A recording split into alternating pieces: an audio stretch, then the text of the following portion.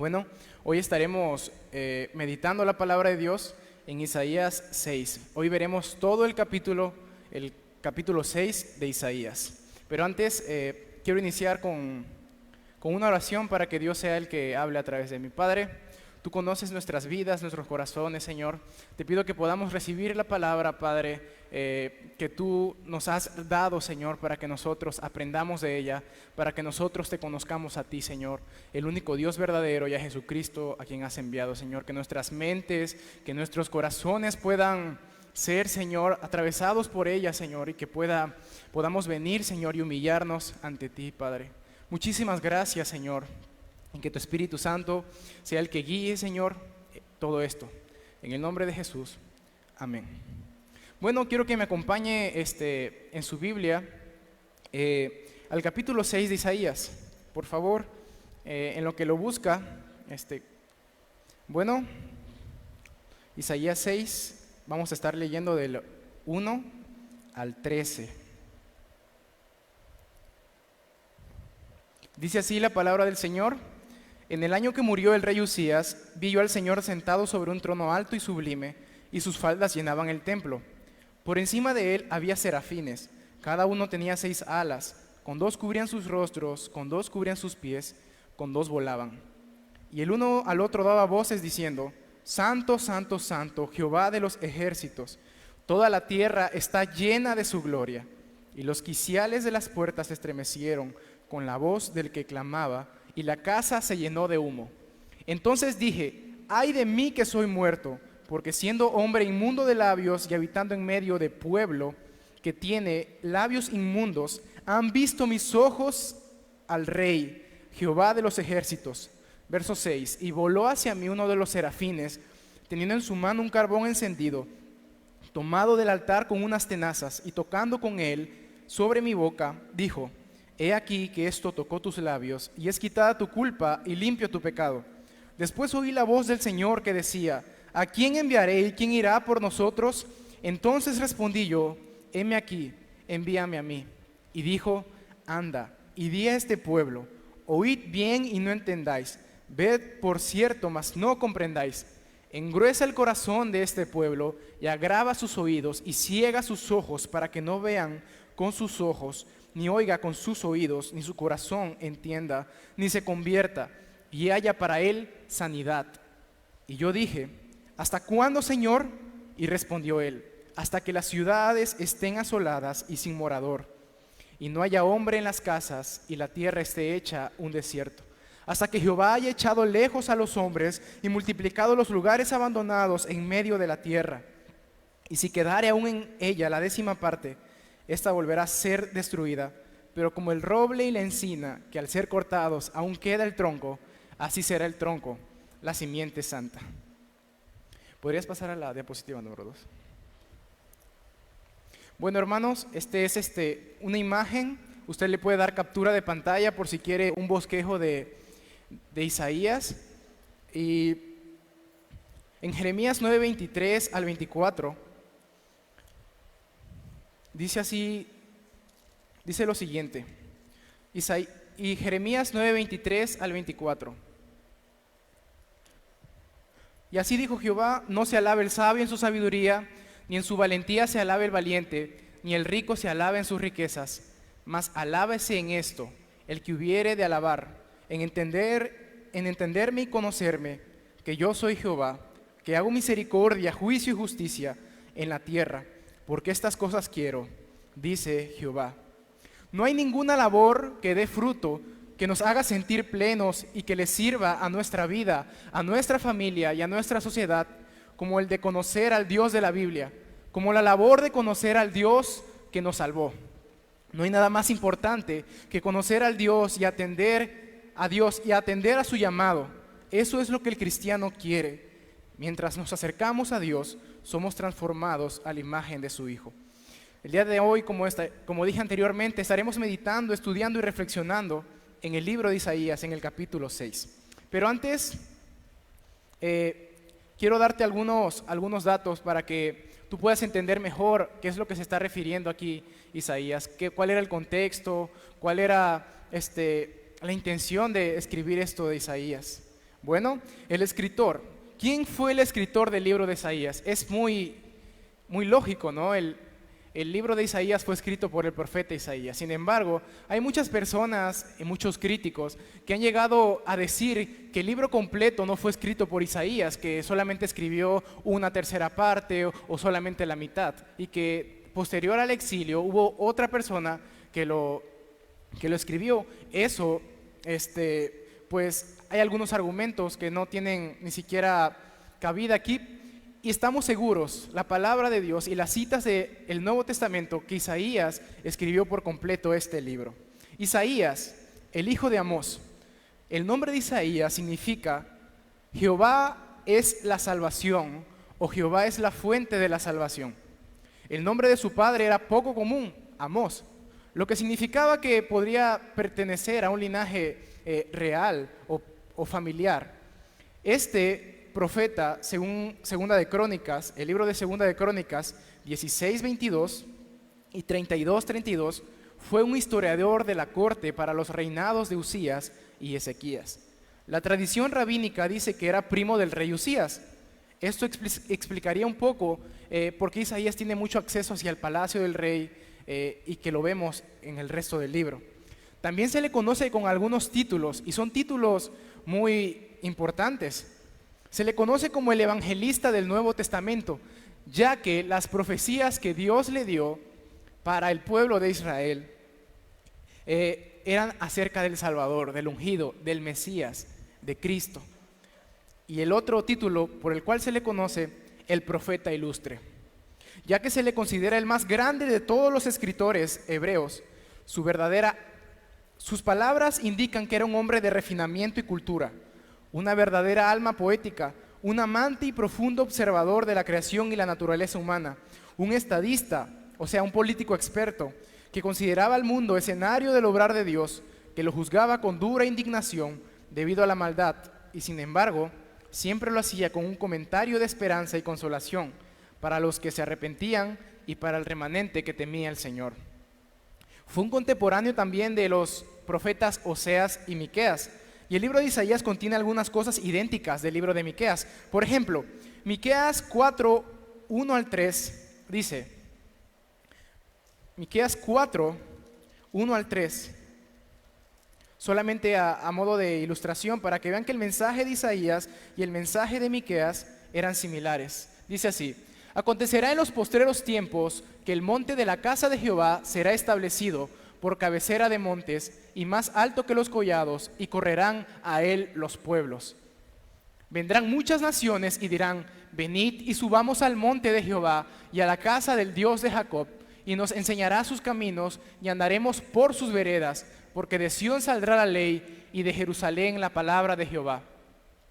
Y él juzgará entre muchos pueblos y corregirá a naciones poderosas, hasta muy lejos, y martillarán sus espadas para asadones y sus lanzas para hoces. No alzará espada nación contra nación, ni se ensayarán más para la guerra. Esto es lo que dice Miqueas 4:3. Y Isaías 2 al 4 dice lo mismo. Dicen prácticamente lo mismo. Nada más el primer verso para que vean. Y juzgará entre las naciones y reprenderá a muchos pueblos, y volverán sus espadas en rejas de arado y sus lanzas en hoces. No alzará espada nación contra nación, ni se adestrarán más para la guerra. El profeta Isaías también tuvo 2 hijos y se casó con una profetisa. Eso lo vemos en Isaías 7:3 y 8:4 del 1 al 4. El hijo mayor se llamó Sear-Jasub, que significa un remanente volverá. Y el hijo menor, Maher-Salal-Hashbaz, que significa el despojo se apresura, la presa se precipita.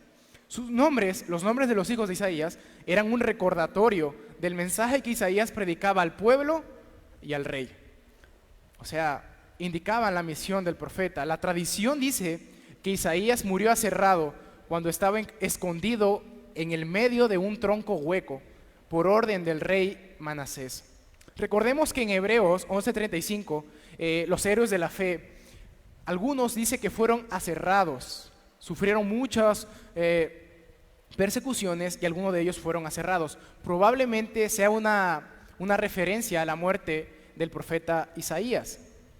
Bueno, eso es la vida del profeta general. Ahora veamos un panorama histórico, ya que muchas personas han llegado a la conclusión de que si no se conoce el contexto de ese tiempo, no se podrá entender el mensaje, o no se llegará o se puede llegar a desvirtuar el mensaje de Isaías. El libro de Isaías está centrado en uno de los periodos más turbulentos y trágicos de la historia judía. Voy a citar al diccionario Wycliffe, que yo encontré este resumen muy bien hecho, y dice: en la época de Isaías, el reino de Judá estuvo bajo el gobierno de 5 reyes, tanto buenos como malos: Usías, Jotam, Acaz, Ezequías y Manasés. Era una nación pecadora a pesar de ser el pueblo de Dios. Con todo, continuaban siendo apóstatas y merecían abundante castigo y reprensión. Durante la vida de Isaías, varios enemigos poderosos en algún momento u otro estuvieron inclinados a destruir a Judá. El reino del norte de Israel también era su enemigo, gobernado por Peca. Siria, cuyo rey era Rezim, y Asiria, bajo reyes guerreros como Tiglac-Pileser III, Sargón II y Sennacherib. Además, otros vecinos como los filisteos, los moabitas y los edomitas asolaban de tiempo en tiempo el pequeño reino. Cualquier nación vecina con la cual se pudieran apoyar era algo que no aseguraba en absoluto su liberación. En este contexto es donde Isaías escribe. En este contexto es donde ejerce su ministerio, y es en este contexto donde Dios lo llama. Primer punto: conociendo al Dios que te llama. Planteamiento o visión. ¿Qué es lo que sucedía? Bueno, Isaías dice, capítulo 6, verso 1 de Isaías: en el año que murió el rey Usías, vi yo al Señor sentado sobre un trono alto y sublime, y sus faldas llenaban el templo. Bueno, ¿quién es Usías? Usías, según Segunda de Reyes 15, del 1 al 7, nos relata que quién es él. Usías, o también llamado Azarías, es el mismo, son los mismos. Fue hijo del rey Amasías. Este comenzó a reinar a la edad de 16 años sobre Judá. Era un adolescente, lo que hoy se conocería como un adolescente o un adulto joven cuando comenzó a reinar por un periodo de 52 años. Fue un rey bueno y temeroso de Dios, como lo había sido su padre Amasías, aunque no aplicaba con rigor el quitar los lugares altos, donde se ofrecían sacrificios e incienso, algo que solo estaba permitido para los sacerdotes del linaje de Leví, bajo las normas de la ley. De manera que el solo hecho de sacrificar y elevar incienso era así pecado. A eso agrégale las intenciones idolátricas con que lo hacían. Si miramos en la introducción de Isaías, el capítulo 1, el capítulo 2, 3, 4 y 5, nos habla de la condición en que estaba el pueblo. Su hijo Jotam, el hijo de Amasías, reinó con él porque el Señor lo hirió de lepra, y este tuvo que resguardarse, tuvo que aislarse. De manera que mientras él seguía siendo el rey, su hijo gobernaba en el palacio, y así hasta su muerte, o sea, murió siendo leproso el rey Usías. Ese es el rey que había muerto, ese es el rey al que Isaías hace referencia. Luego dice: vi yo al Señor sentado sobre un trono alto y sublime, y sus faldas llenaban el templo. ¿Qué está pasando aquí? Bueno, el profeta nos confirma la manera en que conoció muy de cerca al Señor. Para esto usa la palabra Adonai, para referirse: vi yo al Señor. Podríamos decirle: vi yo a Adonai. ¿Qué significa esto? ¿Qué significa este título de Dios? Bueno, hace referencia a que Dios es el creador de todo lo que existe. Es decir, Isaías estaba viendo con sus ojos al que lo creó. Su aspecto era de un rey poderoso, lo que nos comunica que gobierna por sobre todo, que no está sujeto a nada. Él es el soberano creador y gobernador del universo entero. Dios está sentado en un trono alto. Un sinónimo de alto sería ensalzado, un trono ensalzado, y también sublime. La palabra sublime en el diccionario dice que es excepcional por su altura moral o estética, que es extraordinariamente bello y que produce gran emoción. Otros sinónimos de la palabra sublime son elevado, excelso, eminente, excelente, insuperable, entre otras. Figúrate Isaías comenzando a escribir esta parte, que es solo el principio de todo de toda la revelación de la gloria de Dios. Es en esta visión, mira, ponte en su lugar. Todo su ser debió ser conmovido de manera sobrenatural. Más adelante veremos que así lo fue. Y Juan también vio algo parecido. El apóstol Juan, muchísimos años después, vio algo parecido en Apocalipsis 4, 1 y 2 al 6. Apocalipsis 4, vamos rapidito para allá, para ver qué fue lo que vio el apóstol Juan en Apocalipsis. Apocalipsis 4, 1 al 6. Después de esto miré y he aquí una puerta abierta en el cielo, y la primera voz que oí como de trompeta, hablando conmigo, dijo: sube acá y te mostraré las cosas que sucederán después de esta. Y al instante yo estaba en el Espíritu, y he aquí un trono establecido en el cielo, y en el trono uno sentado. Y el aspecto del que estaba sentado era semejante a piedra de jaspe y de cornalina. Y había alrededor del trono un arco iris, semejante en aspecto a la esmeralda.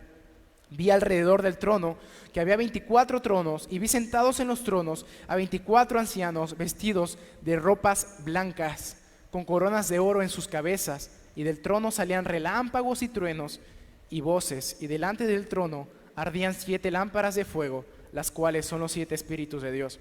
Y delante del trono había como un mar de vidrio semejante al cristal, y junto al trono y alrededor del trono 4 seres vivientes llenos de ojos, y de delante y detrás. Vemos el verso 8 y dice: y los 4 seres vivientes tenían cada uno 6 alas, y alrededor y por dentro estaban llenos de ojos, y no cesaban día y de noche de decir: santo, santo, santo es el Señor Dios Todopoderoso, el que era, el que es y el que ha de venir. Regresemos a Isaías.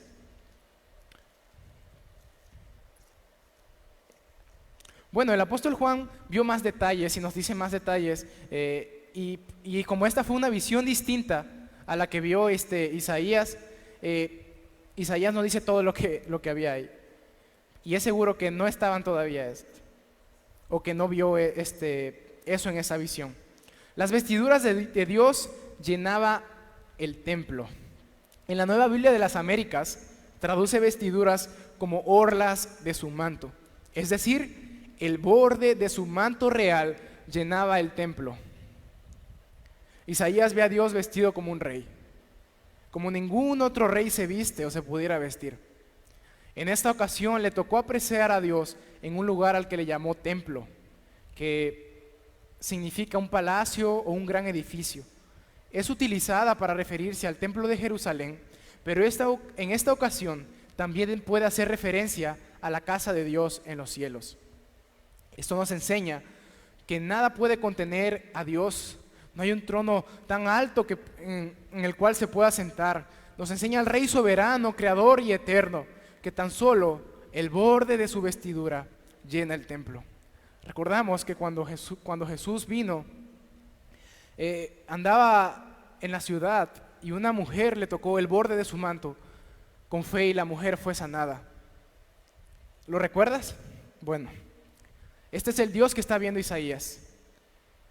Es el Dios que nos hizo a ti y a mí, y fuimos creados por un rey, te lo aseguro, sublimemente majestuoso. Versículo 2 al 3. Por encima de él había serafines, cada uno tenía 6 alas, con 2 cubrían sus rostros, con 2 cubrían sus pies, y con 2 volaban, y el uno al otro daba voces diciendo: santo, santo, santo, Jehová de los ejércitos, toda la tierra está llena de su gloria. Vemos que es muy parecido a lo que vio Juan.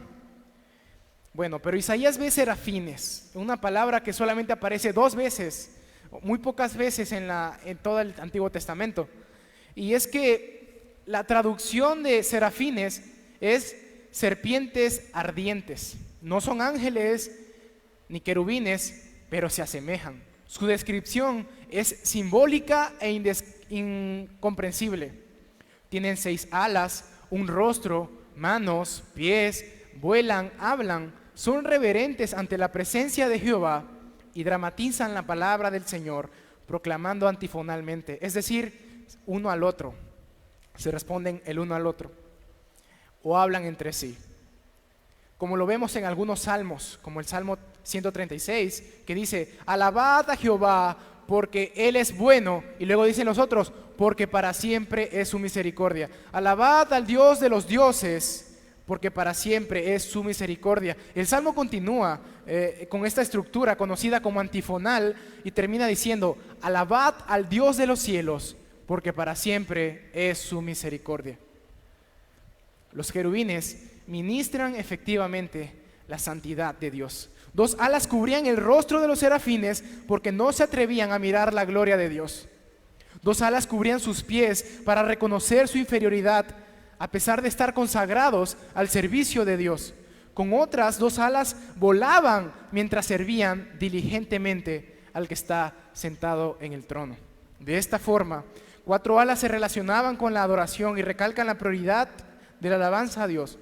La alabanza a Dios es prioritaria y debe ser reverente. Una adoración constante en cada área de tu vida. Sea que estés caminando, sea que estés respirando, sea que estás haciendo lo que estés haciendo. Que tu vida adore al Señor constantemente. Así como lo hacen los serafines. Porque ya como cristianos somos hechos nuevos para adorar y alabar a Dios. La otra vez, como se los dije, que utiliza la palabra serafines, la Biblia, es en Números 21:6, donde serpientes abrasadoras, que es la traducción, como dije anteriormente, purificaron al pueblo rebelde de Israel en el desierto. En esta ocasión morían si no veían la serpiente de bronce que Dios mandó a Moisés que hiciera. Una de sus funciones de los serafines es eliminar la impureza. Luego vemos la santidad y la gloria de Dios. Ellos, los serafines, proclamaban entre sí, puedes repetirlo conmigo, Santo, Santo, Santo, Jehová de los ejércitos, toda la tierra está llena de su gloria. ¿Por qué mencionaron 3 veces santo? Santo, santo, santo. Podemos observar por lo menos 2 objetivos al declarar la triple santidad de Dios. El primero es subrayar la separación e independencia de Dios frente a su creación que está corrompida por el pecado. Y en un sentido secundario, que Dios es 3 personas. En Apocalipsis 4:8, como lo vimos anteriormente, vemos que los 4 seres vivientes también pronuncian Santo, Santo, Santo es el Dios Todopoderoso, el Señor Todopoderoso. Vemos que el título ahora para Dios es Jehová de los ejércitos. Santo, Santo, Santo, es Jehová de los ejércitos. Del hebreo, Jehová Shabaot, el Señor de las huestes.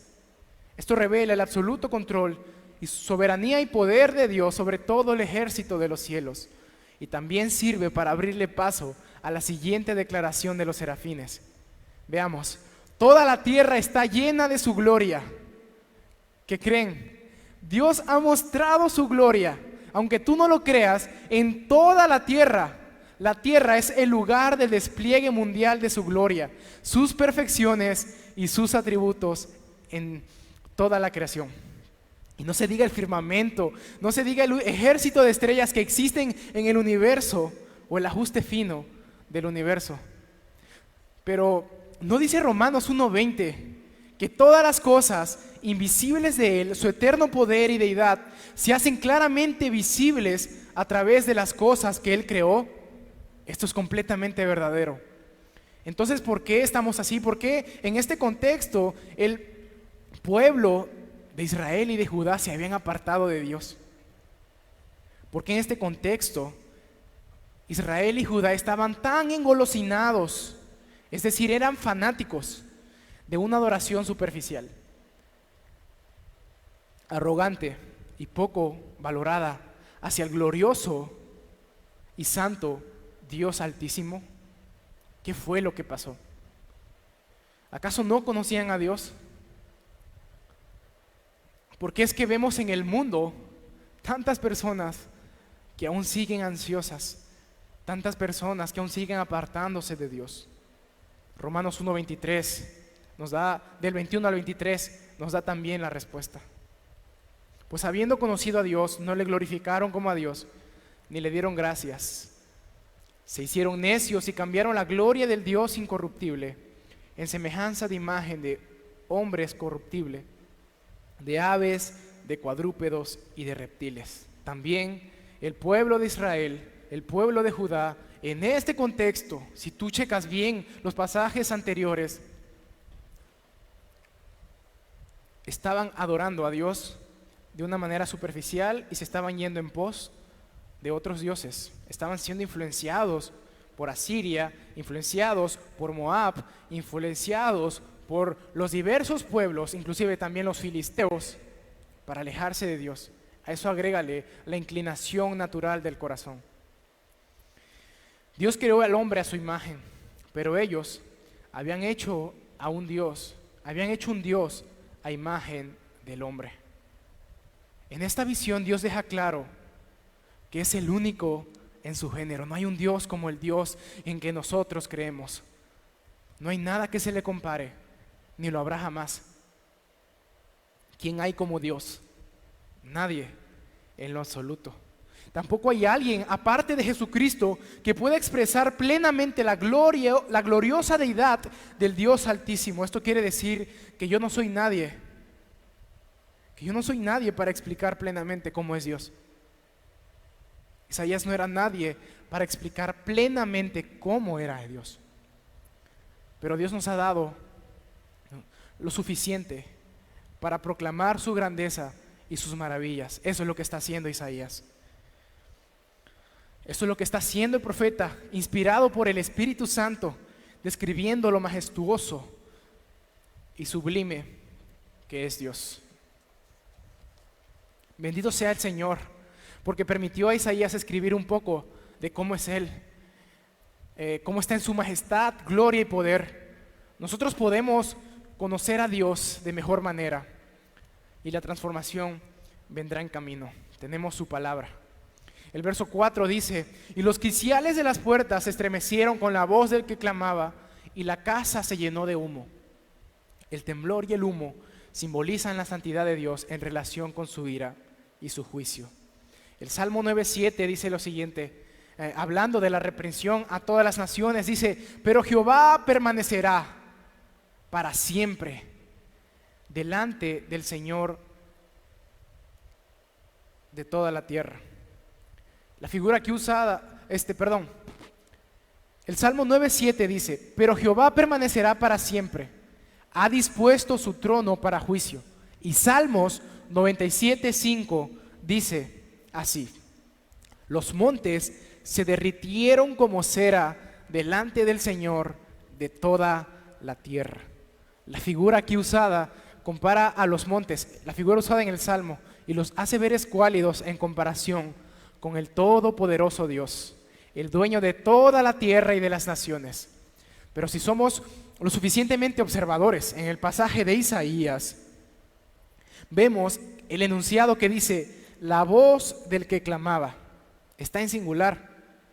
Es decir, lo que yo alcanzo a ver es que no eran las voces de los serafines, sino una voz muy especial. Quizás era la voz de Dios, que se estremecía los cimientos de la tierra. Los quiciales hace referencia a los cimientos del templo. Hay algunos que pudieran creer también que era la voz de los serafines, pero vemos que dice en singular. Vemos que los seres celestiales tienen una profunda reverencia, adoración y servicio al Dios Santo y Altísimo. Que la tierra se estremece al ver a Dios, cuando Dios está presente. Isaías ha conocido a Dios en su gloria y sublime majestuosidad. Pero ¿cuál será la reacción de Isaías? ¿Qué tan impactado habrá quedado? Y antes de pasar al siguiente punto, si este fuera el peor periodo de tu vida, un momento amargo y de aparente incertidumbre como el que vivimos ahora, y te encuentras con esto, ¿tú qué harías si te presentara algo así? Yo, por ejemplo, olvidaría todo lo que hay y, wow, es Dios. Pero vemos qué es lo que dice Isaías. Respondiendo al Dios que te llama, del verso 5 al verso 8. La respuesta de Isaías ante esta sublime visión de la majestad de Dios, la respuesta de Isaías al conocer a este Dios es la siguiente, verso 5. Entonces dije, ay de mí que soy muerto, porque siendo hombre, inmundo de labios, y habitando en medio de pueblo que tiene labios inmundos, han visto mis ojos al Rey, Jehová de los ejércitos. Dime, ¿quién quisiera estar en esta posición? Quizás dijeras, yo quisiera estar ahí viendo lo que está viendo Isaías. Pero ¿quiénes somos para mostrarnos delante de este Dios? Isaías está reconociendo esto. Estás viendo de frente al Rey Santo, justo y poderoso. No a cualquier Dios, no a un Dios que te pintan con barba y todo así, ya como lo dicen algunos, un abuelito bonachón. Él no solo lo conoce Isaías, sino que también Dios conoce lo que dice Isaías, los labios de Isaías, la condición de Isaías, que refleja el estado del corazón. Jesús dijo, porque de la abundancia del corazón habla la boca. Dios sabe si le has adorado en verdad o solo finges un aparente emocionalismo. Conoce si tu oración a Él ha sido sincera o si te has enorgullecido y le has dado la espalda. Él sabe si tú has atendido a su palabra o si por un oído te ha entrado y por el otro te ha salido, como dicen. Isaías estaba frente al Rey, Jehová de los ejércitos, y Dios conoce sinceramente. Isaías conoce sinceramente, ¿sabes qué? Necesito ser limpio. ¿Cómo me voy a presentar delante de Dios así? Isaías reconoce que necesita ser transformado por Dios, apartado para su servicio y atender a lo que Dios ordene. ¿Cuántos de nosotros necesitamos ser transformados por Dios? Porque nuestro corazón engañoso va tras sus deseos, porque nuestra boca habla mentira o maldice. ¿Cuántos de nosotros, cuántos de los que están escuchando, esperan encontrarse con este Rey santo y temible? Te digo algo, tú morirás y te presentarás delante de Dios tarde o temprano.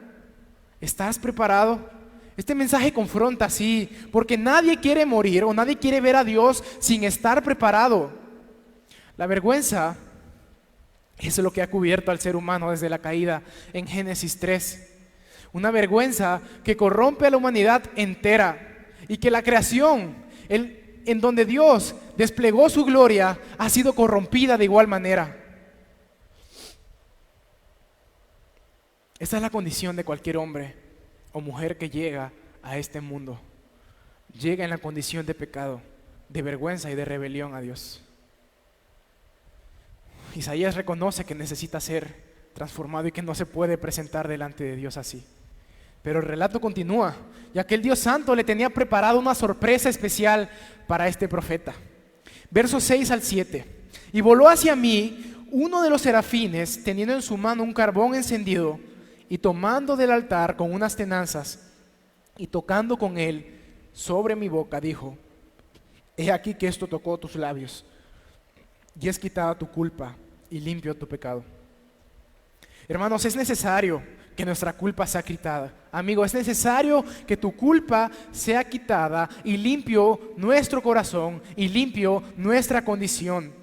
En la vida del verdadero creyente, es decir, el que se ha arrepentido de su pecado y ha confiado en el Cordero de Dios que quita el pecado del mundo, el que vino a buscar a pecadores para guiarlos al arrepentimiento y a una vida eterna en Él. El creyente que ha depositado toda su confianza en Jesucristo, Dios ha hecho algo espectacular con Él.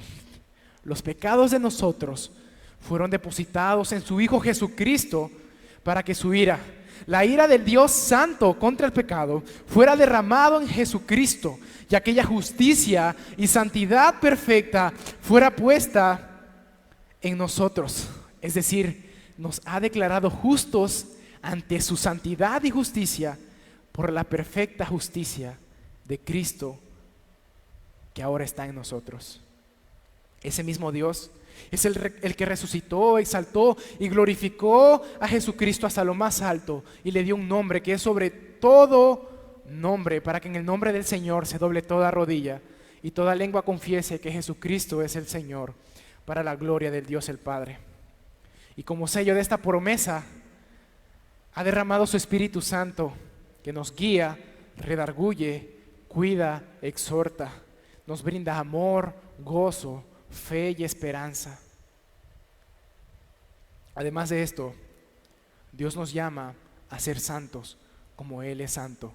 Y vemos que Dios transforma a Isaías de una manera simbólica. Dios también nos ha dado las herramientas necesarias para que este proceso de conformarnos en su imagen, de santificarnos delante de Dios, sea posible en la tierra. Dios nos ha dado el Espíritu Santo, su palabra, la oración y la iglesia,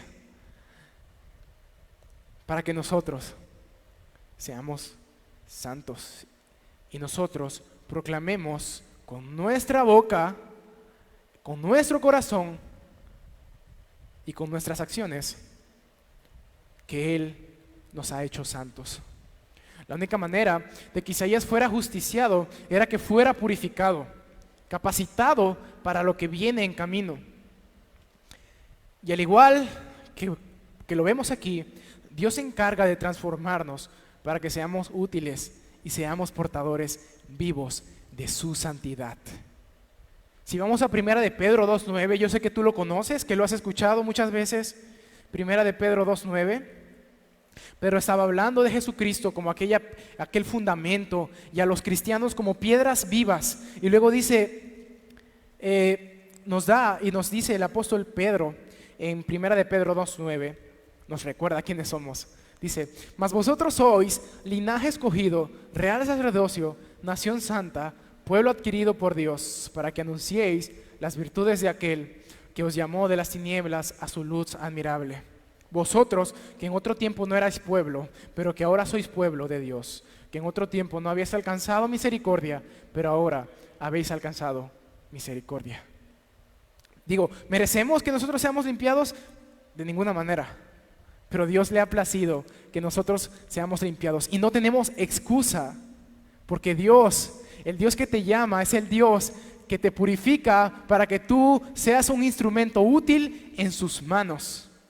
Vamos al verso 8 de Isaías 6. El llamado de Dios. Aquí vemos entrando la voz de Dios. Después oí la voz del Señor que decía: ¿a quién enviaré y quién irá por nosotros? Entonces respondí yo: heme aquí, envíame a mí.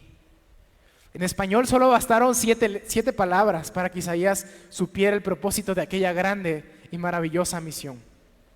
Fue la voz del Señor que ordenó que todas las cosas fueran creadas. Fue la voz del Señor la que dio vida. Es la voz del Señor la que también quita la vida, la que le habló a Isaías y le dijo: ¿a quién enviaré y quién irá por nosotros? En este pasaje, cuando juntas todas las cosas, el contexto en el que Isaías vivía, la revelación y el conocimiento gráfico de Dios, los seres celestiales que le sirven, y ahora que tú acabas de ser purificado para su servicio de manera especial y simbólica por un carbón ardiente, y escuchas la voz del Señor que te dice: ¿a quién enviaré y quién irá por nosotros? Es obvio que te está hablando a ti, es obvio que le estaba hablando a Isaías. No hay lugar en la cabeza de un ser humano cuerdo para desaprovechar esta gran oportunidad, para decir que no a este gran privilegio de atender al llamado de Dios. Es una oferta sin precedentes.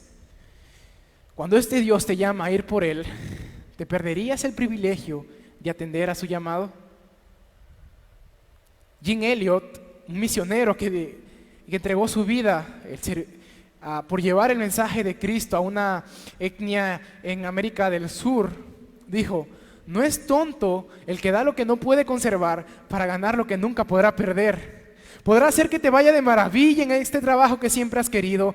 Podrá hacer que la carrera que has elegido sea la indicada para tener una vida cómoda. Podrá hacer que aún sigas ansioso y presionado por esta epidemia, por esta pandemia. Podrá hacer que todo vuelva a la normalidad y que esta predicación termine sin ninguna respuesta hacia lo que Dios quiere de parte tuya.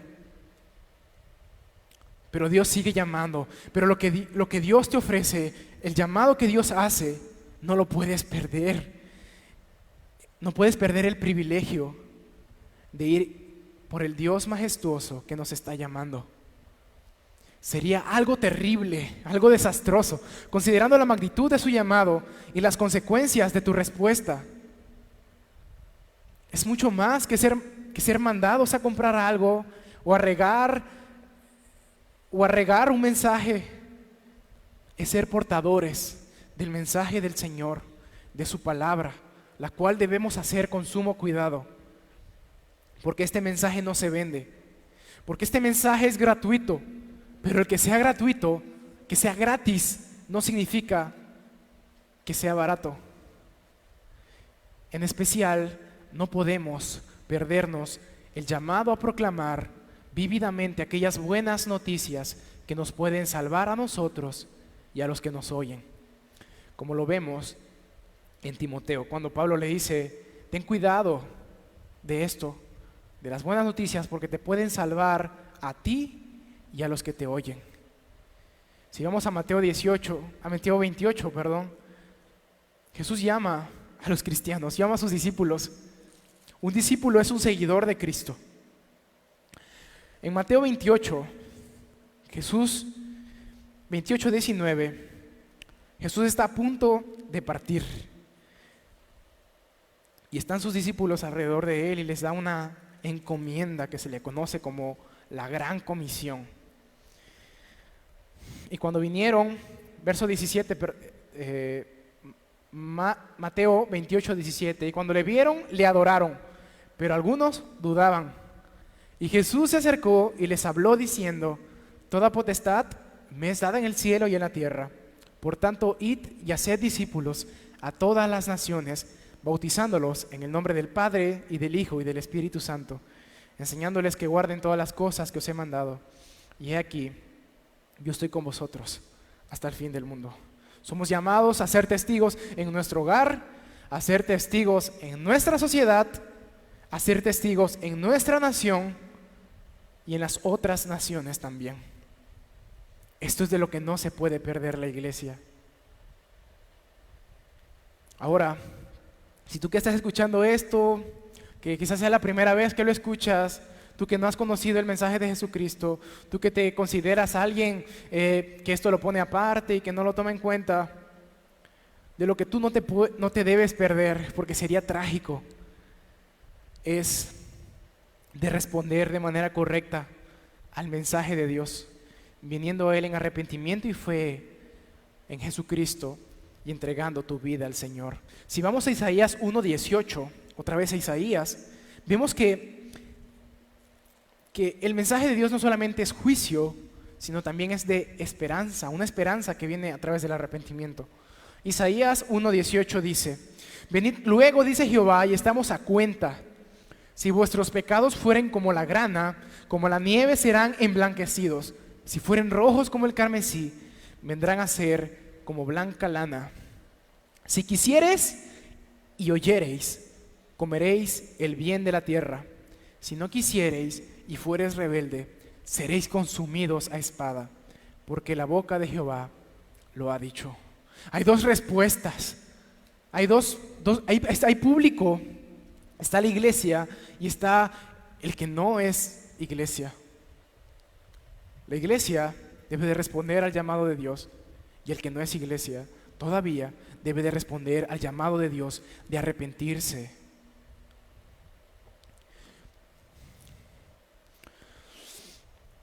Iglesia y amigo que escuchas, no hay nada más persuasivo, verdadero, poderoso y efectivo que conocer de manera correcta al Dios Altísimo. De la palabra a tu corazón y de tu corazón a tu boca, lo que implica también que tus demás acciones serán transformadas. Dios te capacitará para realizar esta labor. Dios te capacitará para arrepentirse y creer en Él. Y Dios te capacitará para atender a su llamado, te lo aseguro.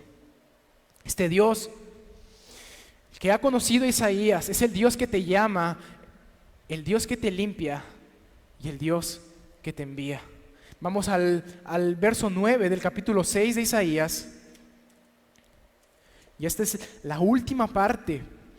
La encomienda de Isaías, verso 9 en adelante. Y dijo: anda y di a este pueblo, oíd bien y no entendáis, ved por cierto, mas no comprendáis.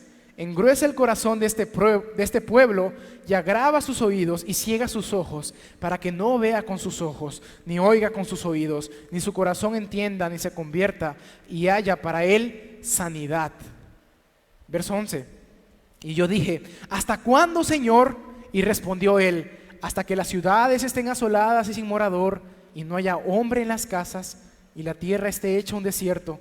Verso 12. Hasta que Jehová haya echado lejos a los hombres y multiplicado los lugares abandonados en medio de la tierra. Y si quedare aún en ella la 10ª parte, esta volverá a ser destruida. Pero como el roble en la encina, que al ser cortados aún queda el tronco, así será el tronco, la simiente santa.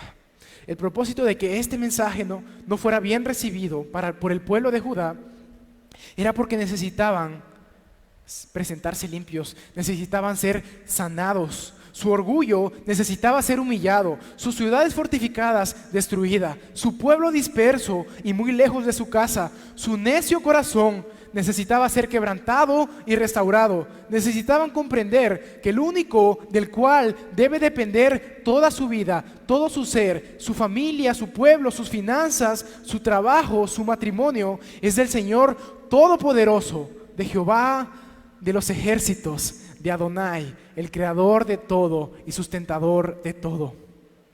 Dios de alguna manera permitiría que todas estas crisis por las cuales ellos pasarían servirían para que quedara un remanente refinado, limpiado y sanado. Él permitiría que quedara apartado el remanente de su pueblo. Así como un árbol, cuando es cortado, queda el tronco. Este tronco simbolizaba la simiente santa, un pueblo muy especial, un pueblo apartado. Y así como el oro es pasado por el fuego para refinarlo y para hacerlo más puro, para quitarle la impureza, es necesario que el pueblo de Dios pase por crisis, pase por el fuego. Es necesario para la vida tuya, para mi vida también. Porque nuestro corazón será quebrantado, pero será restaurado. Es en medio de las crisis donde Dios se revela en quién es que verdaderamente confiamos. Es en medio de las crisis y del conocimiento de Dios donde se revela qué tan sucios estamos o si nuestra confianza en Dios es pura fantasía. Es en medio de la calamidad y en medio de la prosperidad donde más necesitamos a Dios. Siempre necesitamos a Dios, porque sin Él no seremos nada, no serviremos para nada, porque si nos apartamos de Él, nuestro orgullo y autosuficiencia nos consumiría. Pero Dios es bueno y se encarga de que su pueblo sea purificado, sanado y limpiado. Así como las ramas de un árbol que no da buen fruto es cortado y echado al fuego, toda la rama que no dé buen fruto, que no está pegada a la simiente de Jesucristo, será cortada y echada al fuego, porque el fruto revela el estado interno de su ser. Nuestras acciones revelarán qué tan profunda es nuestra relación con Cristo. Nuestros pensamientos revelarán qué tan profundo es nuestra relación con Cristo. Nuestro carácter revelará qué tan profundo es la relación en Cristo en medio de cualquier circunstancia. Gloria a Dios, por los hermanos que han cultivado esta relación con el Señor. Gloria a Dios por aquellos hermanos que no les interesa algo más que hacer la voluntad de Dios en medio del sufrimiento. Por los hermanos que aún en momentos difíciles no ceden ante la tentación de apartarse de Dios e ir en pos de sus deseos. Gloria a Dios si tu vida ha sido cambiada en este tiempo de encierro y de dolor, de incertidumbre quizás. Gloria al Señor, porque sigue limpiando aquellos instrumentos que usará para liberar más corazones del poder del pecado y usarlos para glorificarse, usarlos para su gloria. Y hermanos, cuando regresemos a reunirnos, poco a poco, como iglesia, que nuestra vida no se quede estancada porque no conocemos a Dios lo suficiente, que no se quede estancada porque no hemos visto a Dios en su gloria. La palabra de Dios nos recuerda una y otra vez que Él es majestuoso, es sublime, Él es santo. La palabra de Dios dice que toda la autoridad del cielo y de la tierra es de Jesucristo. Él nos manda a ir y a ser discípulos a todas las naciones, bautizándolos en el nombre del Padre, del Hijo y del Espíritu Santo, llevando el mensaje del reino, mostrando a través de la iglesia que ese Dios trascendente, majestuoso y sublime es el mismo Dios que se encarga de que las personas sean transformadas, de que los corazones sean limpios, de que la ansiedad se convierta en gozo, de que la tristeza se convierta en alegría, de que vasos inútiles, de que instrumentos que aparentemente sean inútiles, Dios los redime, Dios los limpia, los purifica a través de Jesucristo, a través de su Espíritu Santo. ¿Qué le responderás a Dios? Heme aquí, envíame a mí. Y si quieres tener buenas razones para no atender al llamado de Dios, si quieres tener mejores razones para seguir siendo el mismo, te invito a conocer a este Dios que transforma vidas muertas, como alguna vez también estuvo la mía. Te invito a responder a su llamado. No te canses de este llamado. Persevera hasta que Dios diga: he decidido que hasta aquí llegues. He decidido que es hora de tu descanso. Ven, buen siervo y fiel. En lo poco fuiste fiel, en lo mucho te pondré. Entra en el gozo de tu Señor. Que Dios bendiga su palabra, que Dios bendiga tu vida. Padre, muchas gracias por esta palabra que nos confronta. Muchas gracias por esta palabra que nos hace, Señor, verte cara a cara, que nos hace conocerte de una mejor manera. Por favor, Señor, que nuestras vidas no se queden estancadas ante tu llamado, que no se queden estancadas ante tu majestuosidad, ante tu santidad y ante tu justicia. Que nuestros corazones puedan atender a tu llamado, puedan venir en arrepentimiento y decirle: Dios, esta es mi vida, envíame a mí. Eso es lo que tú haces, eso es lo que tú eres, Señor. En el nombre de Jesús, mi amado y bendito Salvador.